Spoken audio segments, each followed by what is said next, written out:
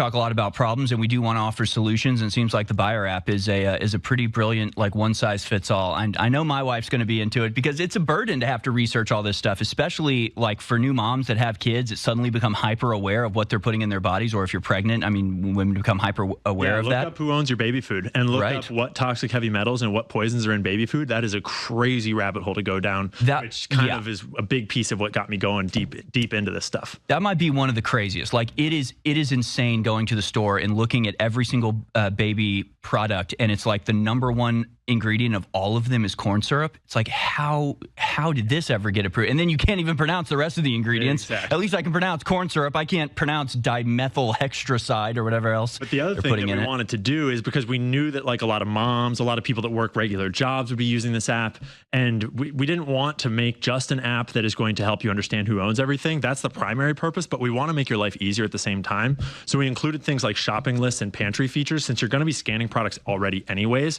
why not build a way for you to now, like, you needed another thing that's not in the fridge, but you forgot and your wife's at the store, is you can add it to the shopping list that's shared and it pops up right there. She can scan products. It's all interoperable through these scanning mechanisms. And we're actually, we're planning to bring receipt scanning to the app before too long here too. So you can actually just scan a whole receipt, throw it into your pantry, and then it's in your pantry at home. We're also looking at adding recipe generation out of that. So I know what I have in my pantry and I want to know what to cook for dinner tonight. Here's 5 suggestions of things that you already have in your pantry to cook for dinner tonight. So the app's not done. You're still building it out. You're still adding things to it. Yeah. So there's 3 of us, and we have one resident nerd that is like the most gangster programmer on the world, and he's just constantly scheming up new ways to improve, new projects to build, new ways to add more value. And so the app itself is free, and you can get all the basic features for free. And then there is a $5 add-on within the app if you want it, that will give you sort of extra access to a lot of the features, and that way we can help pay the bills and offset all the costs in the back end, so that the main app can stay free for everybody and everyone can use these ownership features and kind of pull back that veil without having to, like, everyone foot the bill somehow. So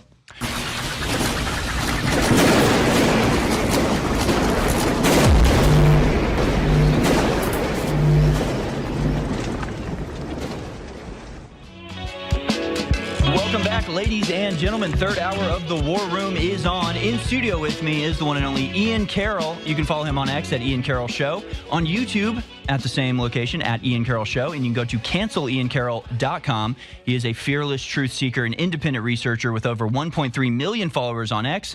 Ian is a sharp-witted host of the Ian Carroll Show on YouTube, where he masterfully follows the money, exposes hidden connections, and encourages everybody to do their own research. And of course, you've started live streaming, and you're doing a show at 8 tonight. Welcome to the War Room, sir. Yeah, good to be back. Good to see you, Harrison. Good to see you. And you got a lot of stuff going on. You are like the busiest man in media right now. What should we start with? Buyer? Should we start with your show tonight? You got Let's start with Buyer, because we can talk about Las Vegas all night long, and then 5 more shows about it. Yeah. Which is what I'm going to do tonight. But the Buyer app is a fun, lighthearted break in the middle of all this madness. And it's a fun solution too, right? Because I think a lot of times we get trapped just talking about the problems. And sometimes it's nice to zoom back out and talk about solutions and what people can actually do to make the country and their lives a better place. And this is sort of a throwback to your early content, right? You got started going to grocery stores or supermarkets and sort of pointing out that all of these various products are all owned by the same multinationals. And that's sort of incorporated into Buyer, right? So it's an app, B-U-Y-R. Yeah. Right. So Buyer without the E. Exactly. And it's in some ways it's a throwback, but in a lot of ways it's just a natural extension directly from the first content that my platform went viral for, is going around and trying to figure out who owns all the products in our lives, who owns all the industries that we're purchasing from. And I started making spreadsheets, and the audience always was asking, like, hey, this needs to be an app. And then finally I met the right team, and we just developed it ourselves. There's 3 of us, and it's finally available on the App Store and the Google Play Store. And it has been the coolest launch ever. It's so cool to watch people actually get this in their hands and scan products in the grocery store and figure out what in their lives is family and founder owned, what's corporate owned, what's private equity, and start to be able to make some shifts and some purchasing decisions that actually, like, votes with your dollar about how you want your country to be led, how you want your economic reality to be, and what you want to be in your products too. Because I started out doing all this content about products at sort of these base level BlackRock conspiracies, which is great for views, but it's not really the heart of the real dynamic truth behind it all. The dynamic part of it is that shares confer voting rights. And so all this ownership that companies like BlackRock, Vanguard, and State Street hold all across the market in all these mega corporations, that ownership represents voting rights in the corporate world. It represents who's going to be the CEO of Archer Daniel Midland, who's going to be the CFO of, I don't know, Unilever, Tyson, right? or any of these other major corporations. And so then it also incentivizes all of these executives at all of these corporations. It incentivizes their behavior, and it incentivizes what sort of lines they're going to toe, and what the general makeup of the corporate world is going to be. And the corporate world is our reality. It's all the stores we shop at. It's all the product we buy and consume and use. And so when all of the money is flowing up into their hands and they have all the voting rights in that corporate reality, they control so much of the American life, sort of behind the shadows that we never really look at. And most of the money that's being, given to them is being given by us without our knowledge, because we just don't have information to understand that actually your local vet was bought out by private equity 2 years ago. And actually that product, it like Burt's Bees, looks all natural. Nope, it was bought out by Clorox. Yeah.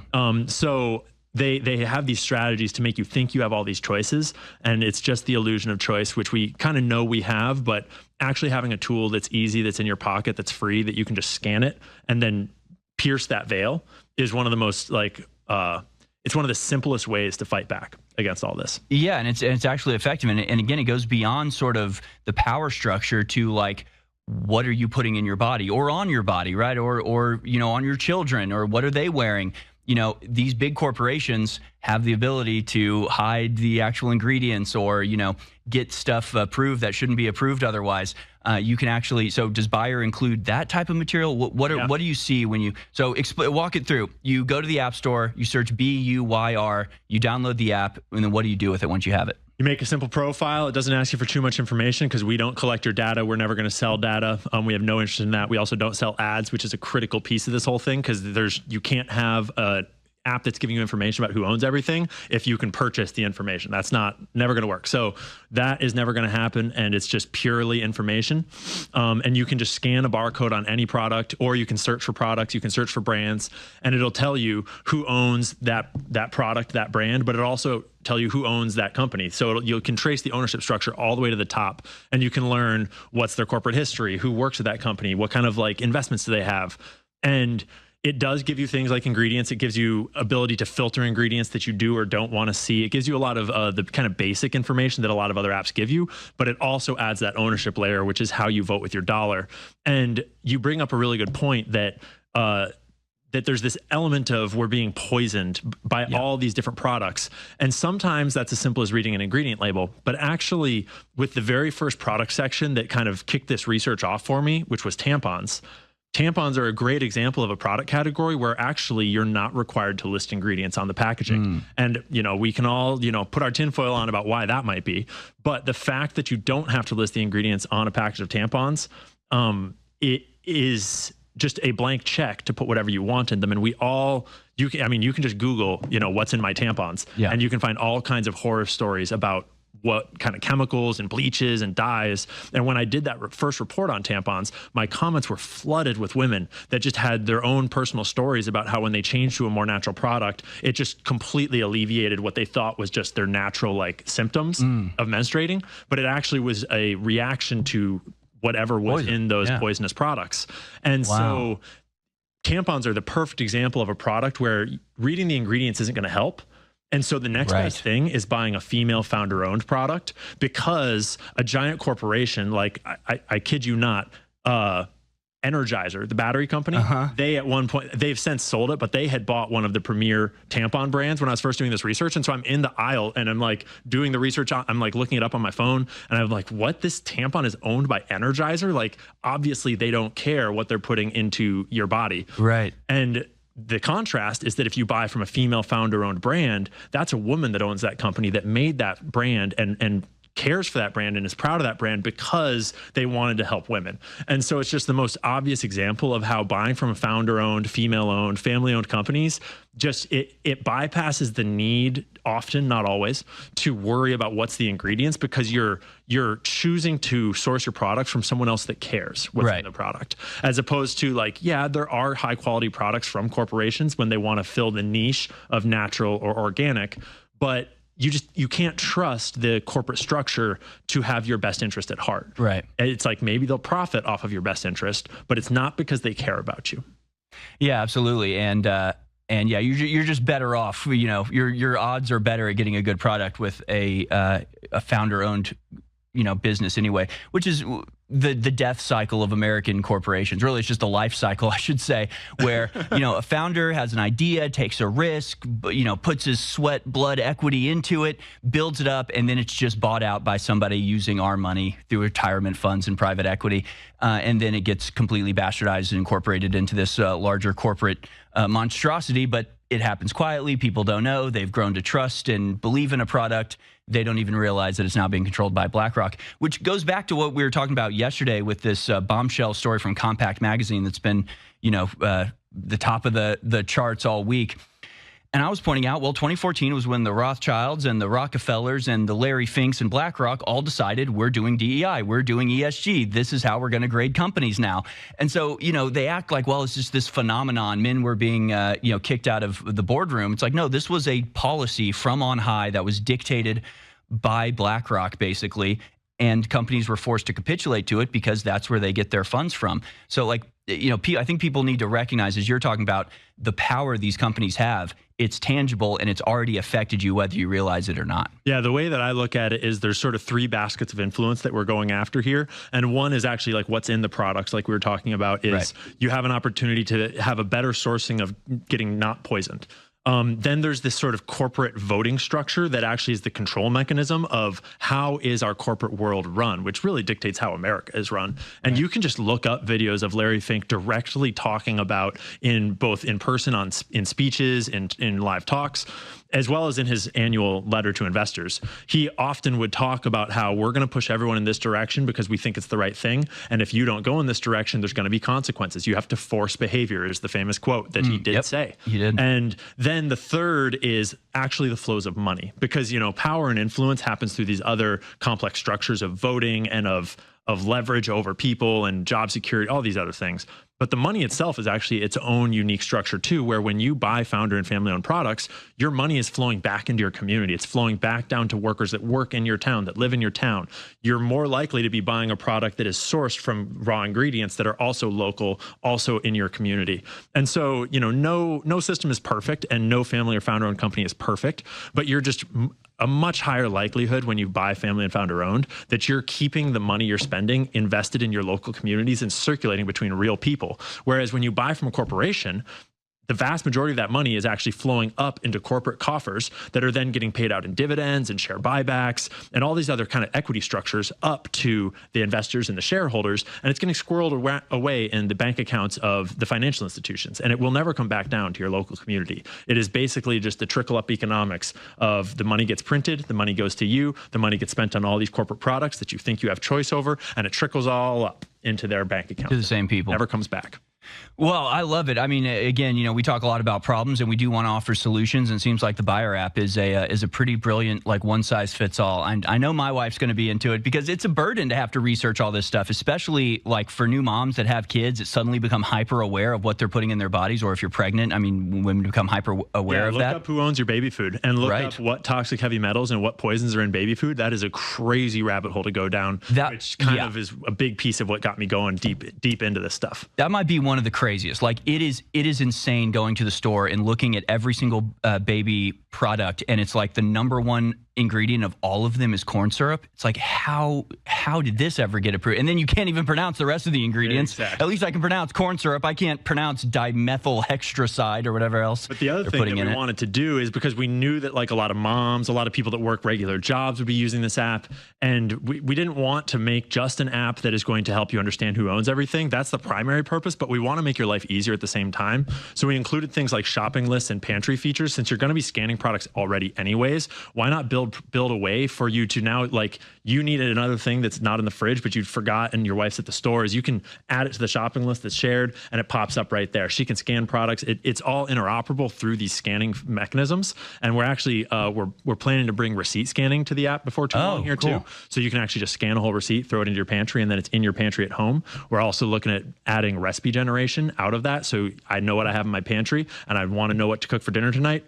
here's 5 suggestions Yeah. of things that you already have in your pantry to cook for dinner tonight. So the app's not done. You're still building it out. You're still adding things to it. Yeah. So there's 3 of us, and we have one resident nerd that is like the most gangster programmer on the world, and he's just constantly scheming up new ways to improve, new projects to build, new ways to add more value. And so the app itself is free, and you can get all the basic features for free. And then there is a $5 add-on within the app if you want it that will give you sort of extra access to a lot of the features, and that way we can help pay the bills and offset all the costs in the back end so that the main app can stay free for everybody and everyone can use these ownership features and kind of pull back that veil without having to like everyone foot the bill somehow. So, well, that's brilliant. And, you know, we're going to move on and get into all the political stuff, but I guess just as a final note, has anything really surprised you? Like, has there been any product that you thought for sure was all natural, you thought for sure was good, and then you just find out it's owned by just the terror? What's like the worst example you can think of? Well, actually, this is an opposite example. These kinds of questions are scary for me because I always forget specific examples. My brain doesn't hold specific examples in mind. But what pops to mind actually is it was on launch day, and I was just going around scanning everything in the grocery store, and I've got a pretty good understanding of who owns most things now. Like, I know that Clorox makes your ranch dressing, they make your Burt's Bees. I know who, you know where to look for the little Frito-Lay icon. Yeah, because I've been doing this research for like years now. But I was in the pancake aisle, and I was just trying to scan all the corporate products to kind of get those brands research, get the data in, make sure it was all good. And I scanned Krusty's pancake mix, you know, the most basic pancake mix on the world. That's family owned, dude. Krusty's is a 3rd-generation family-owned company. Nice, there you go. And so there's like these little gem surprises that you like. The sauce aisle is full of family-owned, founder-owned sauces. There's certain areas where you find just really fun, like things that you wouldn't have expected, where a brand that you would have been sure was like corporate for decades is actually founder or family-owned for generations. It's a real like way to brighten your day, actually, because that's great. It reminds you that America is not necessarily completely doomed. There are still good people out there, and there are people that don't want to sell out. I wonder, are you thinking about adding any social aspect to it? Because it'd kind of be fun to share that type of stuff. Yeah, so there's a little bit of social aspect. There's a little bit of an ability to sort of share what you find and earn some badges and ranks and stuff like that. There's also one feature that's really cool. There's one of my favorite things that no one is talking about yet, but I think they will once it builds out, is that the ability to rate and review products. That's what makes online shopping so easy, is when you're buying a product you've never had before, you can just read the reviews on Amazon. Right. But there's no analog for that in the grocery store. And now there is. And so now when you're, looking up that new Stouffer's dinner or this like pancake mix you've never had or whatever it is, you can just see what have other buyers rated it at and have they written reviews about it. And we have some metrics where you have to have done a certain number of scans and kind of been in the app long enough before you unlock ratings and reviews, so we don't get spammed by a bunch of, so that Krusty's or whoever can't, spam their own reviews. Yeah. But as people are unlocking that feature and more products are getting rated and reviewed, that is going to become a really rich feature to sort of simplify the decision-making process and crowdsource quality. So what's the overall, like, is this just an attempt to give power back into the hands of consumers, or is this sort of in line with like the parallel economy idea where a lot of people have been promoting for a long time, where it's like, look, the mainstream of everything is controlled. We have to be creating our own thing. We have to be shopping in our own stores. We have to be running our own social medias. And it seems like this is a very good step in that direction, where you can get people actually removing their complicity in the operations of these corporations by giving them money. You can take yourself out of that and be only supporting, your own local network. The thing I like the most about Buyer and about the 2 guys that I met that are my team on this, and we own it 33. So it's equal decision-making power. And we all are aligned on this most important fact, that it's not about our ideology and it's not about our goals. We're not here to tell you what's healthy. We're not here to tell you what products are good or bad. My personal ideology is that family and founder-owned is good. But it's not like the app is promoting founder and family-owned brands over other brands. It's just giving you information. Nice. Because the whole point is that we're not going to tell you, we're not the arbiters of truth. We're not the arbiters of what's better for you or not. We're just trying to arm you with information information. And then with information, we believe that people can make informed decisions that match their lives and their values and their needs far better than anyone on high, any central authority. And so it works for all sorts of different things. It can help you boycott. It can help you save money. It can help you get more healthy. It can help you support your local community, parallel economy, whatever you want to do. But it's not up to me to tell you what to do with it. It's just up to me to give you the information and to try my very best to ensure that it's accurate.